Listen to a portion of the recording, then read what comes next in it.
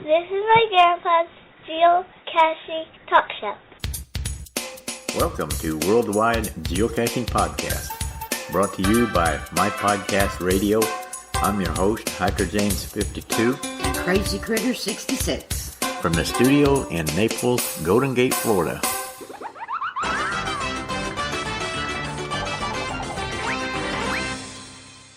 Hey, Crazy Critter, how's it going?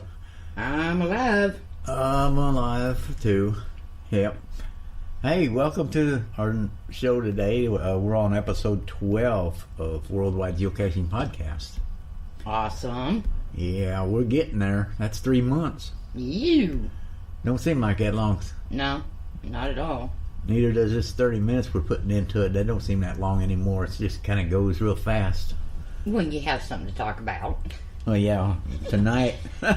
Might be a little different story. Hey, we might not have a very long show today.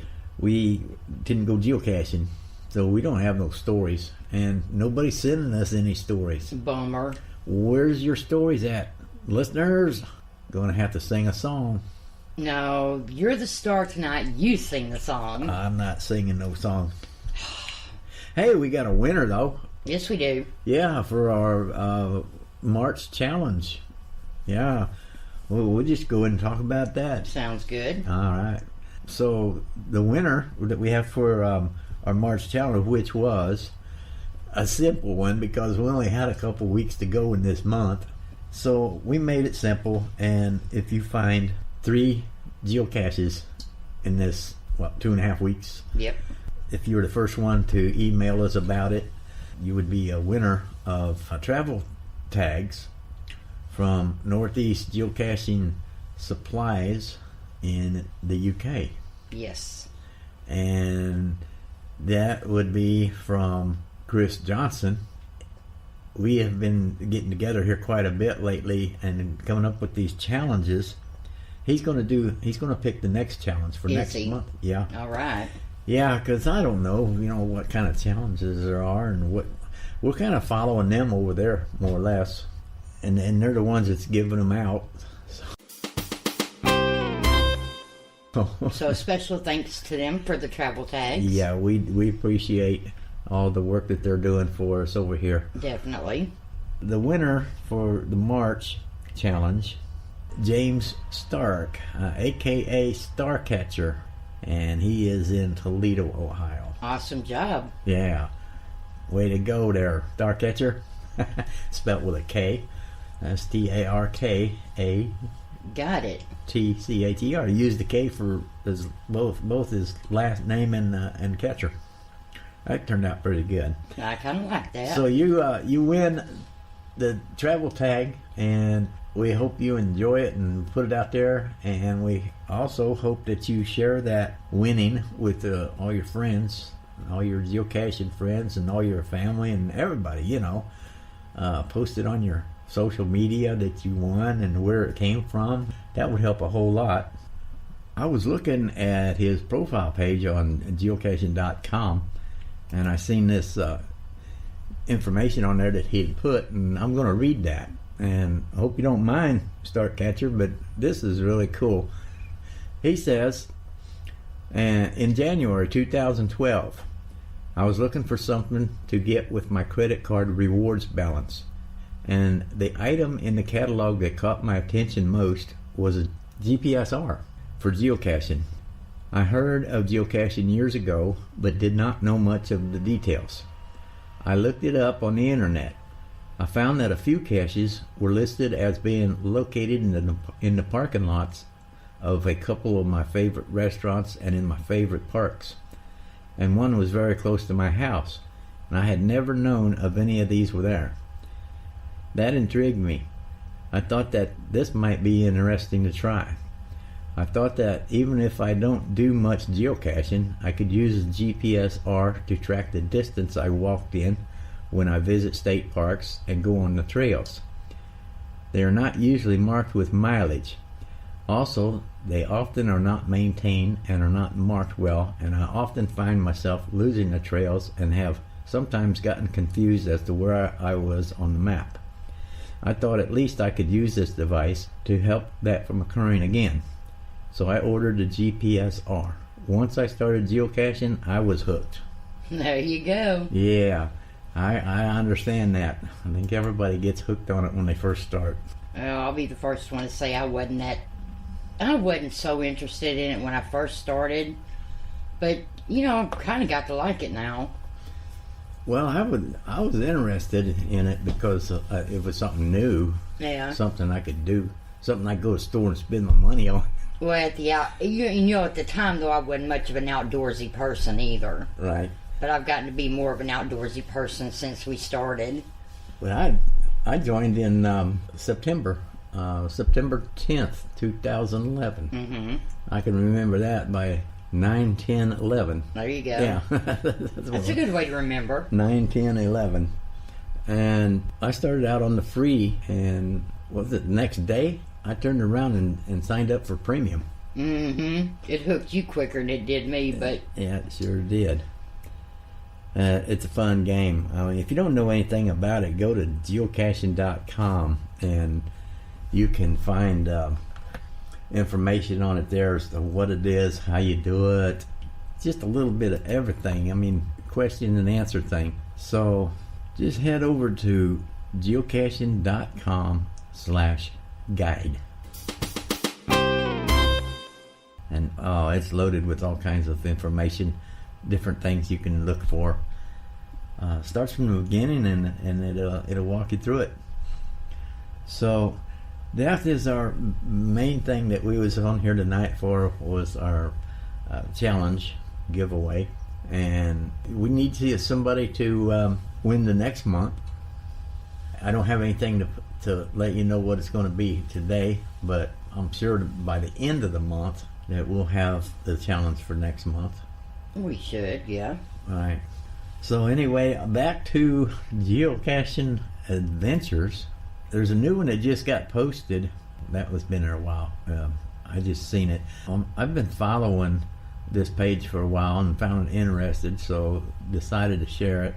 I don't know if anybody's heard of it or not. It's called TB Hotels of America. You can find that at facebook.com/TBHOA.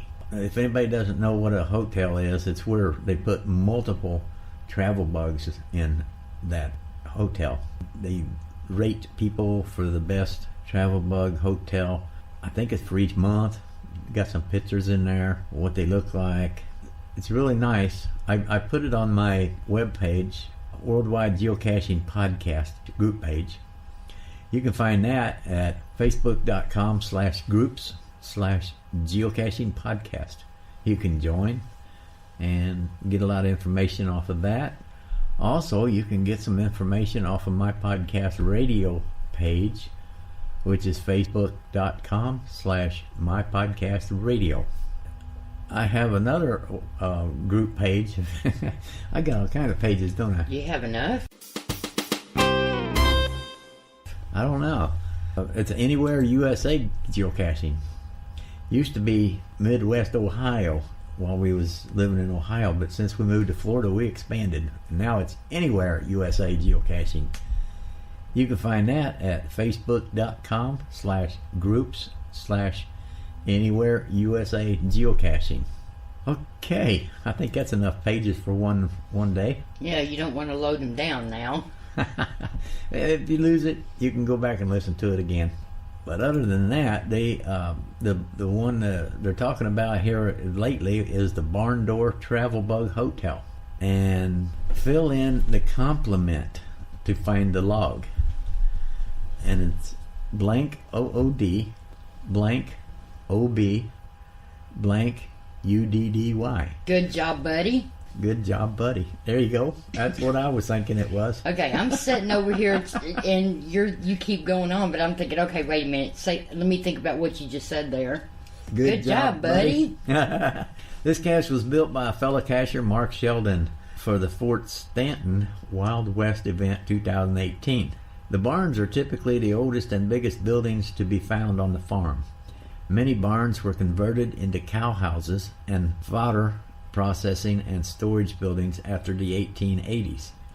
Many barns had owl holes to access barn owls, encouraged to aid vermin control. Okay. We're laughing because I'm editing all this out. We're all messing up. Can't help us from laughing about it ourselves. So the stable is typically the second oldest building type on the farm. They were well built and placed near the house due to the value that the horses had as drought animals. Idioms? I'm guessing. It's little sayings that they had. He couldn't hit the broad side of the barn is a popular expression for a person having poor aim when throwing an object or when shooting at something. Another one is to lock the barn door after the horse has bolted. Implies that one has solved a problem too late to prevent it. I'd never heard that one. I haven't either. I've heard this one though. Your barn door's open. Uh-huh. It's used as euphemism to remind someone to zip their fly on their trousers. So anyway, they've got this out there. There's 25 log visits, 22 finds. I don't see no DNFs on it, but it's not one that we can find. It's in New Mexico. Too far for us. Yeah, 1,514 miles from us. It's a large one too. Now, why can't they find any large ones around here to hide stuff in? I don't know, because I have some things I'd really like to put in those larger boxes, but I can't find them. Everything around here seems to be micros, like bison tubes, and no bigger than the little bitty Tupperware. Right. They're getting old. I'm getting a little bit fed up with that. Mm-hmm. I liked Ohio better because they had bigger ones. They had little ones, but they also had quite a few bigger ones. Right. We had some big ones. I had 25-pound kitty litter buckets. Uh-huh. And they had ammo cans, things you could actually put little trinkets and stuff in. Right. And some unique geocaches. I'd like to find something other than what we found. Last week we found that birdhouse. Oh, that was different. Yeah, but that's the first thing we found that was different. Yeah. So, I don't know. Were the people slacking off on putting out good stuff or what? Maybe they're getting stolen so much that they can't, depend on putting anything out there like that again. Maybe. I mean, look how many times that one guy said he had his ammo can stolen until he chained it to a tree. Yeah. Yeah, you gotta put a chain and a padlock on it. Uh-huh. There's a lot of people now are putting it in their yard or by their yard. Yeah. And on their fence or whatever. So they can keep an eye on it. There's one fella, I can't remember who it was, but this one back when we was in Ohio. I was reading where the guy had a geocache hid in his yard, on his property anyway, and he'd be sitting out there on the front porch watching them come up there and find that geocache. Probably sitting there snickering the whole time.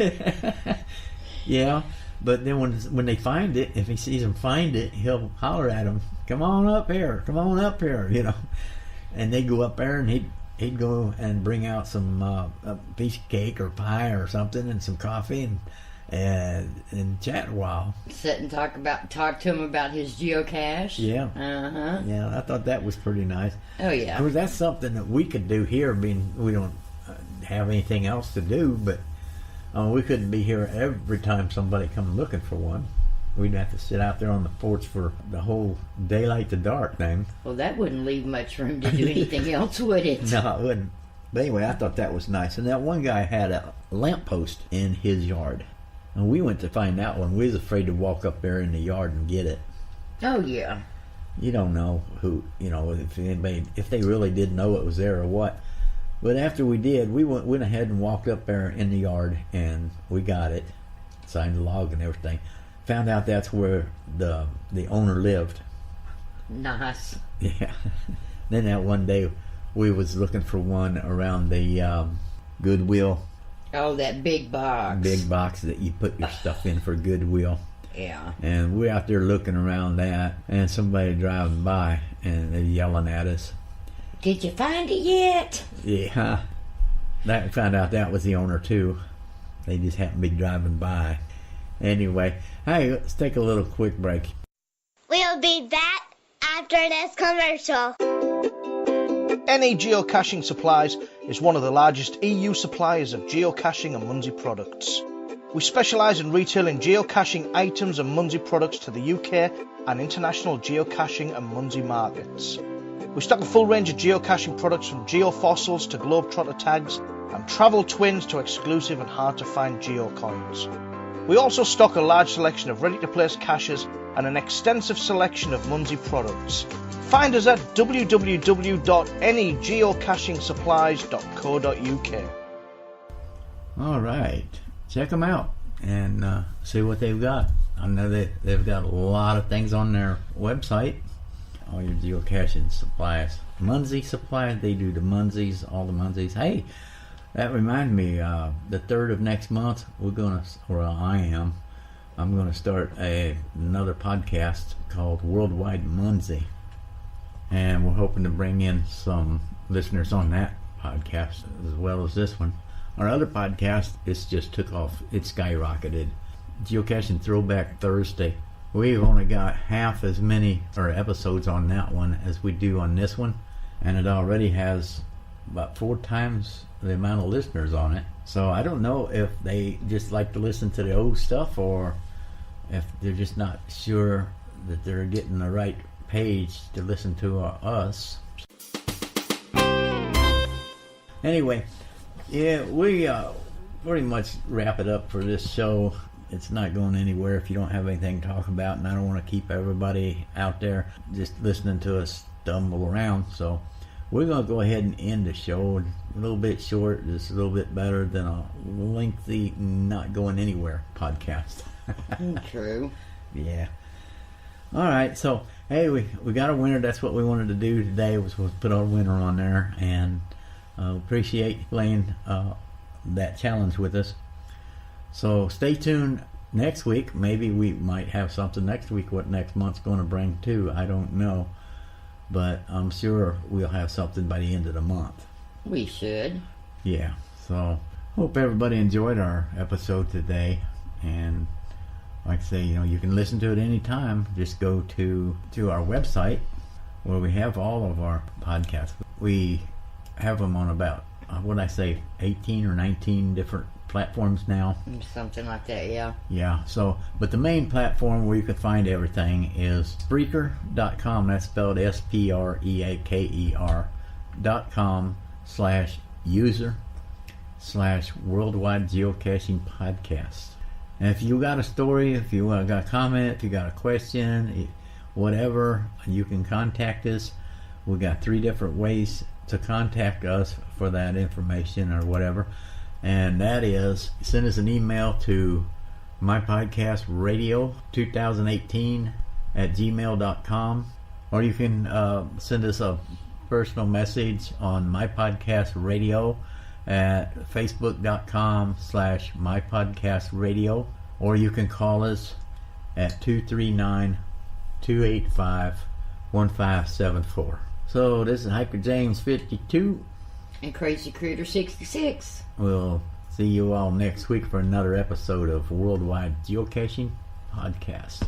Till then, cache on. See ya.